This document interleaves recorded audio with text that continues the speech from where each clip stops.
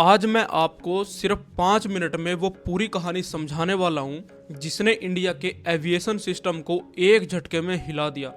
Indigo crisis की पूरी कहानी सिंपल लैंग्वेज में, बिना किसी कन्फ्यूजन के। पिछले कुछ दिनों में लाखों लोग एयरपोर्ट्स पर फंसे रहे। महिलाएं, बच्चे, बुजुर्ग रात भर फर्श पर पड़े रहे। शादी की फ्लाइट्स मिस हुई, एग्जाम्स छूटे, बिजनेस मीटिंग कैंसिल हुई और कुछ रूट्स पर दिल्ली से रांची या गुवाहाटी जाना लंदन जाने से भी महंगा पड़ने लगा। लोग समझ ही नहीं पा रहे थे कि अचानक ऐसा क्या हो गया। और सबसे बड़ा शौक यह था कि ना ये पाकिस्तान का साइबर अटैक था और ना कोई नेचुरल डिजास्टर। इस क्राइसिस की जड़ में सिर्फ दो चीजें थी, एक एयरलाइन और एक सिस्टम जो मोनोपोली को बढ़ने देता है। कहानी शुरू होती है जनवरी 2024 से, जब गवर्नमेंट ने पायलट सेफ्टी के लिए FDTRL नाम के नए रूल्स लागू किए, जिसमें पायलट्स को हर हफ्ते 48 आवर्स का रेस्ट देना अनिवार्य था। नाइट ड्यूटी की टाइमिंग बढ़ा दी गई, वीकली नाइट लैंडिंग की लिमिट कम कर दी गई और कहा गया कि कंपनीज को फटीग रिपोर्ट्स अब गवर्नमेंट को मैंडेटरी भेजनी होंगी। इन रूल्स का मकसद सिंपल था, पायलट्स को ओवरवर्क से बचाना और एयर ट्रैवल को सेफर बनाना।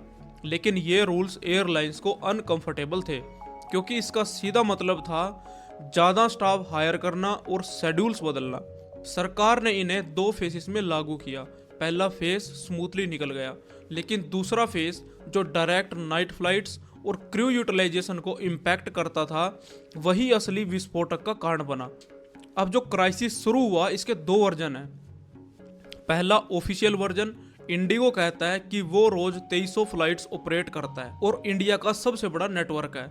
दिसंबर में fog, technical glitches, extra demand, crew shortage सब एक साथ आ गए, जिससे ऑन टाइम परफॉर्मेंस 80% से गिरकर सीधी 8% पर आ गई।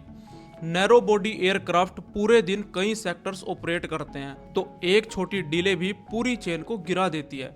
लेकिन अब आता है दूसरा वर्जन, जिस पर ज्यादा लोग भरोसा कर रहे हैं। पायलट एसोसिएशन का आरोप है कि इंडिगो ने इन रूल्स को इंटेंशनली इंप्लीमेंट नहीं किया, क्योंकि उनका बिजनेस मॉडल हमेशा से मिनिमम स्टाफ मैक्सिमम वर्क पर चलता है और कोई भी कंपनी अपने प्रॉफिट के लिए इस रूल को फॉलो करती है।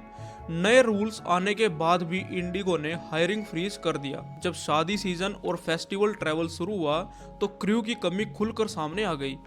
कई एयरपोर्ट्स पर स्ट्राइक और मास कैजुअल लीव ने हालात बिगाड़ दिए। सिस्टम कोलैप्स होने लगा और ये भी कहा जा रहा है कि इंडिगो ने क्राइसिस को जानबूझकर बढ़ने दिया, ताकि सरकार पर किसी भी तरीके से दबाव पड़े और नए रूल्स टल जाएं, जो आखिरकार हुआ भी। DGCA ने रूल्स को नेक्स्ट फरवरी तक डेफर कर दिया, यानी एयरलाइन जीत गई और सिस्टम हार गया। असली सवाल यहाँ उठता है, क्यों एक एयरलाइन के सामने सरकार इतनी मजबूर दिखी? और इसका जवाब भी बहुत ही सिंपल है। मोनोपोली इंडिगो ने 2005 से शुरू होकर अनबिलीवेबल ग्रोथ दिखाई। पहले ही दिन 100 एयरक्राफ्ट ऑर्डर करना, लो कॉस्ट डिसिप्लिन, पंक्चुअली ओबेसन, उड़ान स्कीम के साथ एग्रेसिव एक्सपेंशन। और दूसरी एयरलाइन जैसे कि किंगफिशर, जेट, गो एयर, इनका धीरे धीरे मार्केट से गायब होना, इन सब ने इंडिगो को अकेला दिग्गज बना दिया। आज एविएशन मार्केट का 60 to 65% शेयर सिर्फ इंडिगो के पास है, और जब कंपटीशन खत्म हो जाता है तो पावर ऑटोमेटिकली बढ़ जाती है। यह सिर्फ एविएशन की कहानी नहीं है। टेलीकॉम में जियो, सीमेंट में अडानी, पोर्ट्स और एयरपोर्ट्स में भी वही ट्रेंड। इंडिया में कई सेक्टर्स एक ही दिशा में जा रहे हैं, one sector one big player. और इसका सीधा नुकसान किसे होता है? आप और मुझ जैसे आम नागरिक को, क्योंकि हमारी चॉइस कम होती जाती है। एग्जाम्पल के लिए आप देखिए, दिल्ली और मुंबई एयरपोर्ट्स की यूज़र फी 10 से 20 गुना बढ़ाने का प्रपोजल आ चुका है। दिल्ली का 100 रुपीज़ का फीस अब 1000 हो सकता है। मुंबई का 175 रुपीज़ का बढ़कर 3000 रुपीज़ हो जाएगा।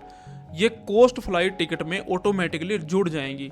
धीरे धीरे हम एक ऐसे सिस्टम में पहुंच रहे हैं जहां कस्टमर के पास कोई बार्गेनिंग पावर नहीं बचेगी। जो प्राइस बोल दिया जाएगा वो आपको देना पड़ेगा। छोटे प्लेयर्स धीरे धीरे गायब हो रहे हैं और बड़े प्लेयर स्ट्रोंगर होते जा रहे हैं। इंडिगो क्राइसिस सिर्फ एविएशन की समस्या नहीं है, इट इज़ ए वार्निंग कि जब एक सिस्टम कंपटीशन खो देता है तो कोलैप्स किसी भी दिन किसी भी सेक्टर में हो सकता है। और आज एयरपोर्ट पर जो हुआ वही कल टेलीकॉम, सीमेंट, ट्रांसपोर्ट या किसी भी सेक्टर में आपके साथ हो सकता है, जब आप चाहकर भी और कहीं नहीं जा पाएंगे क्योंकि चॉइस ऑलरेडी खत्म कर दी जाएगी। दोस्तों, अगर मैं इंडिगो क्राइसिस के बारे में आपको अच्छे से समझा पाया हूं तो आप मेरे वीडियो को लाइक करें, अपने दोस्तों के साथ शेयर करें और मेरे चैनल को फॉलो करें। मैं ऐसी और भी बहुत सिंपल लैंग्वेज में ऐसी समरीज आपके बीच में लेकर आता रहूंगा। बहुत बहुत धन्यवाद।